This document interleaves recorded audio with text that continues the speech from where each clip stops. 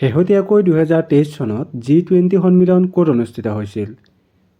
Option A America, option B Japan, option C New York আৰু option D দিয়া আছে ভাৰতবৰ্ষ। শুদ্ধ উত্তৰটো কোনটো হ'ব? ইয়াৰ শুদ্ধ উত্তৰ হ'ব অপশ্যন ডি ভাৰতবৰ্ষত। শেহতীয়াকৈ 2023 চনত G20 সন্মিলন ভাৰতবৰ্ষত অনুষ্ঠিত হৈছিল। ভাৰতৰ নৱনিৰ্মিত সংসদ ভৱনটো কেতিয়া উদ্বোধন কৰা হৈছিল? Option A 14 April 2023, option B 21 May 2023, option C 28 May 2023, option D 5 June 2023। ইয়াত শুদ্ধ উত্তৰ কোনটো হ'ব? শুদ্ধ উত্তৰ হ'ব অপশ্যন চি 28 মে 2023। ভাৰতৰ নৱনিৰ্মিত সংসদ ভৱনটো 28 মে 2023 তাৰিখে উদ্বোধন কৰা হৈছিল।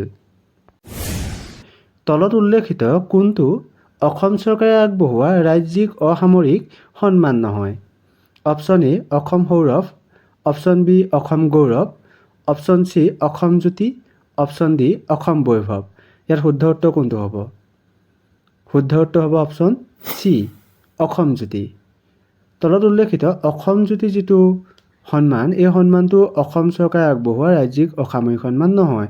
বাকী অসম গৌৰৱ, অসম সৌৰভ আৰু অসম বৈভৱ এই তিনিটা সন্মান অসম চৰকাৰে আগবঢ়োৱা ৰাজ্যিক অসামৰিক সন্মান। ভাৰতবৰ্ষৰ নৱনিৰ্মিত সংসদ ভৱনটো কোনে উদ্বোধন কৰিছিল? Option A Amit Shah, option B Narendra Modi, option C Om Birla, option D Venkaiah Naidu. শুদ্ধ উত্তৰ কোনটো হ'ব? ইয়াৰ শুদ্ধ উত্তৰ হ'ব অপশ্যন বি নৰেন্দ্ৰ মোদী। ভাৰতবৰ্ষৰ নৱনিৰ্মিত সংসদ ভৱনটো মাননীয় প্ৰধানমন্ত্ৰী নৰেন্দ্ৰ মোদী ডাঙৰীয়াই উদ্বোধন কৰিছিল। ভাৰতবৰ্ষৰ নৱনিৰ্মিত সংসদ ভৱনটোৰ আৰ্কিটেক্ট কোন আছিল? Option A Rajiv Kumar, option B Bimal Patel, option C Sanjay Yadav, option D দিয়া আছে সূৰ্য কুমাৰ যাদৱ। ইয়াৰ শুদ্ধ উত্তৰ কোনটো হ'ব? শুদ্ধ উত্তৰ হ'ব অপশ্যন বি বিমল পেটেল। ভাৰতবৰ্ষৰ নৱনিৰ্মিত সংসদ ভৱনটোৰ আৰ্কিটেক্ট আছিল বিমল পেটেল।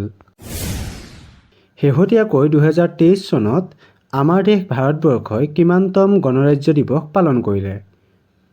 অপশ্যন এ 72তম, অপশ্যন বি 74তম, অপশ্যন চি 75তম আৰু অপশ্যন ডি দিয়া আছে 77তম। ইয়াত শুদ্ধ উত্তৰ কোনটো হ'ব? শুদ্ধ উত্তৰ হ'ব অপশ্যন বি 74তম। শেহতীয়াকৈ 2023 চনত আমাৰ দেশ ভাৰতবৰ্ষই 74তম গণৰাজ্য দিৱস পালন কৰিলে। অসমৰ পুৰণি নাম কি? ইয়াত 4টা অপশ্যন দিয়া আছে। Option A Rangpur, option B Dispur, option C Pragjyotish আৰু অপশ্যন ডি দিয়া আছে কামৰূপ। ইয়াত শুদ্ধ উত্তৰ কোনটো হয় আপোনালোকে কমেণ্ট কৰি জনাব।